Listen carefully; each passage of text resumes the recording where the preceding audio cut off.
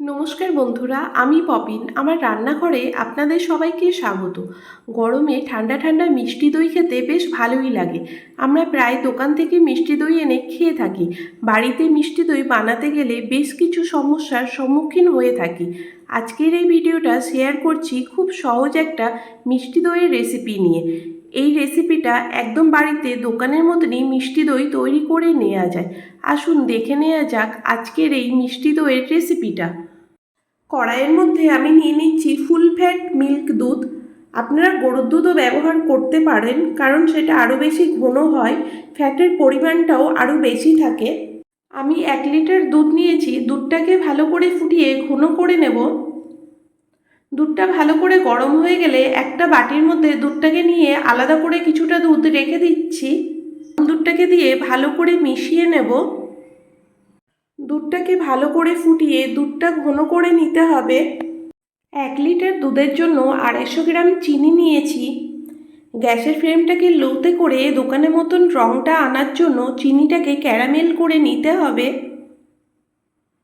গ্যাসের ফ্লেমটাকে লোতে করে দুধের মধ্যে ক্যারামেলটাকে মিশিয়ে নিচ্ছি। গ্যাসের ফ্লেমটা লোতে করেই মিশিয়ে নেবেন। যেই দুধটা আলাদা করে গুলে রেখেছিলাম দুধটাকেও দিয়ে দিলাম। সব কিছু এখন একসাথে ভালো করে মিশিয়ে নিচ্ছি। দুধটা আগের থেকে অনেকটা ঘন হয়ে গেছে। এখন আমি গ্যাসের ফ্লেমটাকে বন্ধ করে নিচ্ছি। টক দই নিয়েছি। টক দইটা মিষ্টির দোকান থেকেই নেবেন।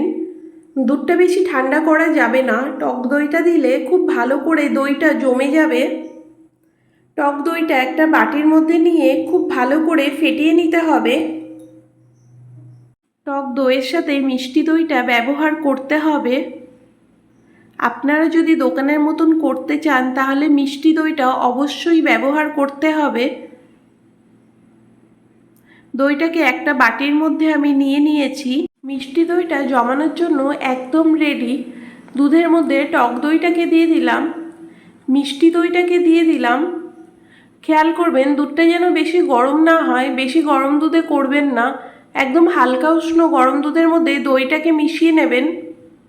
মিষ্টি দই জমানোর জন্য নিয়ে নিচ্ছি একটা মাটির হাঁড়ি। হাঁড়ির গায়ে ভালো করে টক দইটা লাগিয়ে নেব। হাঁড়ির মধ্যে মিষ্টি দইয়ের দুধটাকে নিয়ে নিলাম। তারপরে সিলভার ফয়েল পেপার দিয়ে হাঁড়ির মুখটাকে ভালো করে আটকিয়ে নিচ্ছি। আপনারা চাইলে থালা বা প্লেট দিয়েও ঢাকা দিয়ে রাখতে পারেন। 8 থেকে 10 ঘন্টা রেখে দিলে তৈরি হয়ে যাবে। রাত্রে টক দইটা করলে বেশি ভালো হয়। ওভারনাইট রেখে দিলে তৈরি হয়ে যাবে। 8 থেকে 10 ঘন্টা পরে আমি দইয়ের কভারটা খুলে আপনাদেরকে দেখাচ্ছি। দইটা কিন্তু একদম রেডি হয়ে গেছে। আপনারা চাইলে দইটাকে এখনই খেয়ে নিতে পারেন। আমি ফ্রিজে দইটাকে আরও 2-3 ঘন্টা রেখে দেব আরও ভালো করে সেট হওয়ার জন্য। 3 ঘন্টা পরে আমি ফ্রিজের থেকে দইটা বের করে নিয়েছি। দইটা ভালো করে সেট হয়ে গেছে। আমি এবারে আপনাদেরকে একটা চামচ দিয়ে দইটা কেটে দেখাবো দইটা কত ভালো করে জমে গেছে। উপরের থেকে সরটাও কতটা মোটা করে পড়েছে। আশা করি এবার থেকে দই বানাতে আপনাদের কোনো রকমের অসুবিধা হবে না। আমার চ্যানেলে নতুন কোনো বন্ধু থাকলে আমার চ্যানেলটাকে সাবস্ক্রাইব করে নেওয়ার অনুরোধ রইল। পুরনো বন্ধুদেরকে পাশে থাকার জন্য ধন্যবাদ।